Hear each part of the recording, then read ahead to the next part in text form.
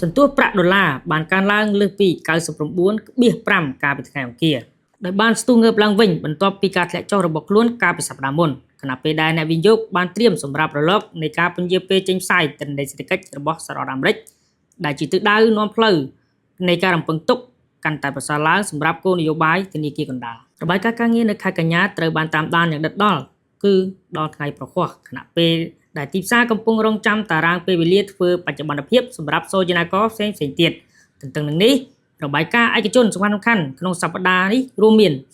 Flash S&P PMI ការលក់ផ្ទះដែលមានស្រាប់សន្ទុះលំនៅឋានដែលហៅថា NAHB និងសរុបការងារ ADP ប្រចាំសប្តាហ៍ថ្មីនេះមន្ត្រីរបស់ Fed បានសម្ដែងការងឿងឆ្ងល់អំពីតម្រូវការសម្រាប់ការកាត់បន្ថយអត្រាការប្រាក់នៅខែធ្នូជាមួយនឹងអ្នកខ្លះបដិសេធគំនិតនេះទាំងស្រុងឥឡូវនេះទីផ្សារកំពុងកំណត់ទុកចិត្តលើឱកាសប្រហែលជា 46% នៃការកាត់បន្ថយ 0.25% នៅខែក្រោយធ្លាក់ចុះយ៉ាងខ្លាំងពីប្រហែល 88% កាលពីមួយខែមុនប្រាក់ដុល្លារកើនឡើងយ៉ាងទូលំទូលាយជាមួយនឹងការកើនឡើងខ្លាំងបំផុតធៀបនឹងប្រាក់ញូវេសឡង់និងប្រាក់អូស្ត្រាលី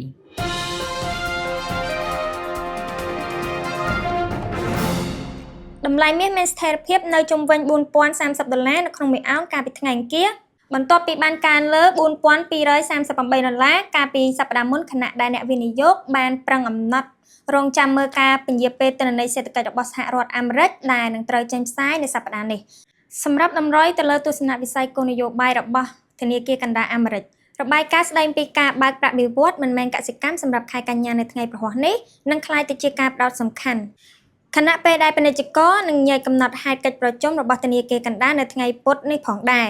ការរំពឹងទុកសម្រាប់ការកាត់បន្ថយអត្រាការប្រាក់នៅខែធ្នូបានថយចុះបន្ទាប់ពីនយោបាយគាំទ្រប្រាក់ដុល្លារឡើងដែលហៅថា hawkish ពីមន្ត្រីរបស់ធនាគារកណ្ដាលកាលពីសប្តាហ៍មុនដោយទីផ្សារឥឡូវនេះបានកំណត់ probability មកនៅត្រឹមតែ 46% ប៉ុណ្ណោះបើធៀបនឹងជាង 60% កាលពីដើមខែនេះទោះបីជាយ៉ាងណាក៏ដោយមាសដុំបានកើនឡើង 55% រហូតមកដល់ពេលនេះនៅឆ្នាំនេះនៅលើនិន្នាការកើនឡើងប្រចាំឆ្នាំដ៏ខ្លាំងបំផុតរបស់ខ្លួនចាប់តាំងពីឆ្នាំ